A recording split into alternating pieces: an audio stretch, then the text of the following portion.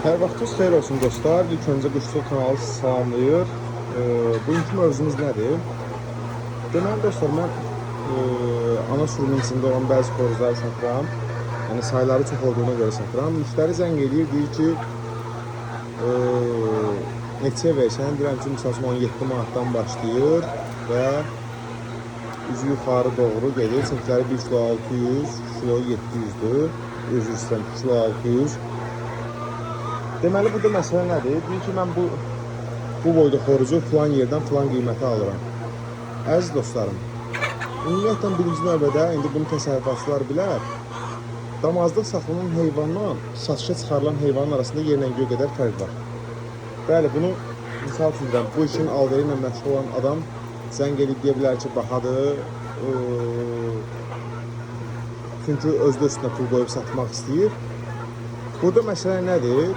Misal üçün, bu bir 20 gün bundan qabaq bir müştəri mənə zəng elədi. Dedi ki, neçə versən xoruzları? Dedim, filan qiymətə. Dedi, yox, bahadır. Dedim, yaxşı, Allah xeyri versin. Yəni, məcbur deyil də məndən alasan. Və bu getdi, bazardan xoruz aldı. Üzərindən 20 gün keçib mənə zəng eləyir ki, qardaş, bu bazardan aldığım xoruz mənim bütün təsərrüfatımı qırdı. Deyirəm ki, təbii də normaldır. Yəni, çünki ümumiyyətlə damazlıq saxlanan heyvanla kəsmə saxlanan heyvan arasında yerlə göy qədər fərq var.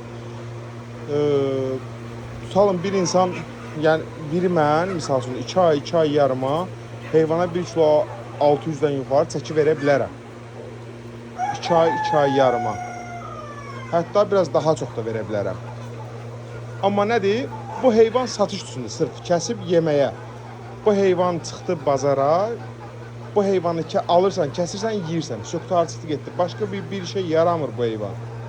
Amma sən durub gedib bunu damazlığın içinə bıraxsan, bu heyvanı və mənim saxladığım yemdən fərqli olaraq fərqli yem versən, bu heyvan xəstələnəcək və xəstəlik tutacaq və bu xəstəliklə də bütün heyvanları qıracaq. Ona görə dostlar, misal üçün deyirəm, 1 manat bahasına, nə bilim 50 qəpik bahasına, 2 manat bahasına heyvan almaqdan çəkinən insanlar, yəni alıb heyvanı tutalım,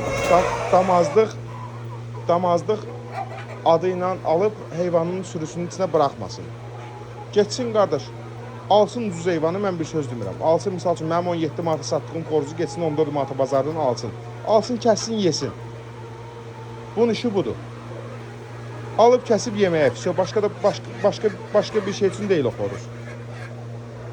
Amma sırf damazlıq istəsə, qardaş, təbii ki, damazlığın ayrı baxım qaydası olur, ayrı cür bəslənmə qaydası olur və bunun əziyyəti fərqli olduğuna görə, bunun vaksinləri fərqli olduğuna görə və təbii ki, sən cəmaata heyvan satırsan, misal üçün söhbət məndən gedir, yəni qıraq adamdan getmir, hərə nə cürünə alverlə məşğuldur, özü bilər.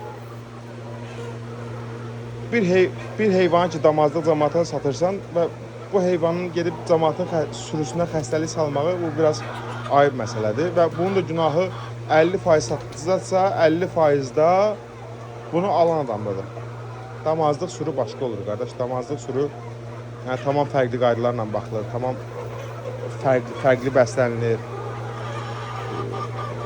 Amma kəsib yeməyə gedir, ürək istəyir 11 manat alacağım. 3 kiloluğu 11 manat alacağım. Yəni bunun mənə heç bir dəxlisi yoxdur.